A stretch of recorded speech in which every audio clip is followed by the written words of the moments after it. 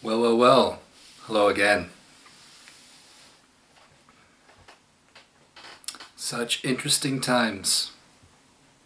And in just a few fistfuls of days, so much has shifted. There's been a vibrational, energetic shift that has taken place since that orange devil won his greatest victory.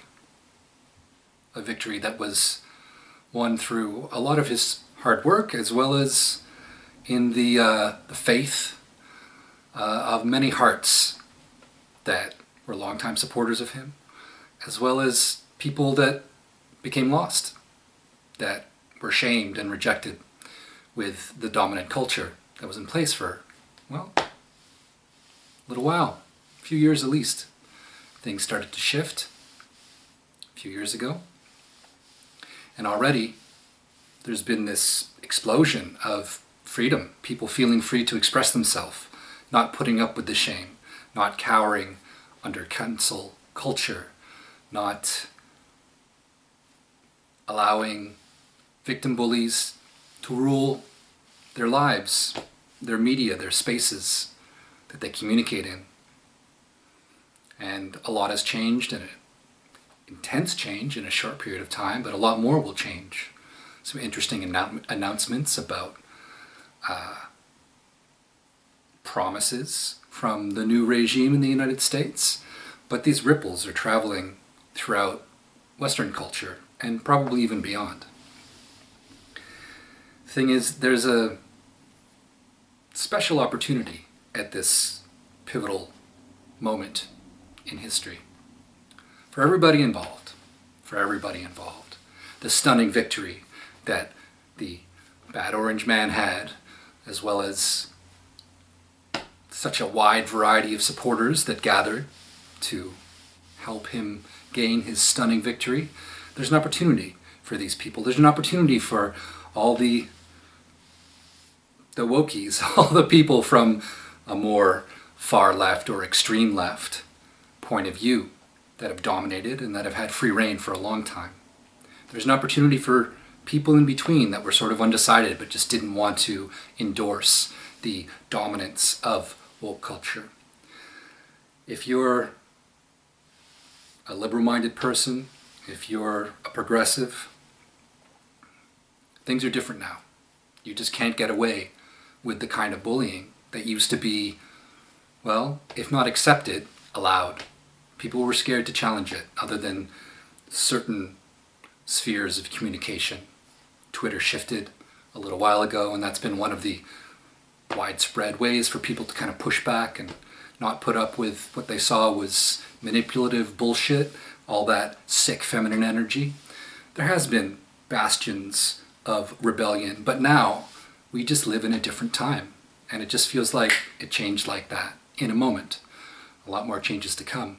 But if you're one of these people that is shedding genuine liberal tears, or doing performative breakdowns, or wearing bracelets, or cutting off family, breaking up with people, becoming celibate out of spite, you have to recognize that things are going to change more and more, and you can't solve sexism by being sexist to one side of humanity. You can't solve racism by being racist and singling out and being prejudiced towards a particular ethnicity or type of person. It's just not going to work. It never worked, but it definitely made people feel powerful, made people in a misguided way feel like they were doing something and fighting for a cause. But again, that cause was a manifestation in some ways of sick feminine energy. Now, if you are on the other side, you've been a long-time supporter of the bad orange man, or maybe you found yourself a new supporter. Maybe you used to be a Democrat and now you are a supporter of this new regime. Well, you can't just turn around and manifest sick masculine energy. This is our opportunity to break that schism that many people, individuals, companies, corporations, people who wield power and money have benefited from. The chance to break that division, to build bridges, to fill the ditch between us all. And so just be careful. if you're shedding liberal tears, recognize that this is an acceptance process of ultimately misguided movement. And if you finally feel free to express yourself and push back, be careful that you're not just going to end up being one of those nasty traditional bullies. You see, it's easy to want to get revenge. And seeing maybe so many bullies that were wielding sick feminine energy that may have tried to cancel you, may have affected your reputation, may have limited your ability to push back and communicate and speak your truth. Be careful of using humor as a weapon. I see it a lot, and maybe there's a period where there is some comedic reframing that's warranted because of this kind of cultural regime and oppression that made people scared to speak out for so long. But just be careful. Sooner than later, we're going to need to find a way back together so that the human family can prosper. What's happening in the United States is just a big, obvious, at the moment tumultuous manifestation of this deeper shift that's happening in humanity, of the masculine and feminine finding a way to reconnect, to accept their differences, to learn to love those differences, or at least manage and tolerate those differences. So, if you're a conservative-minded person,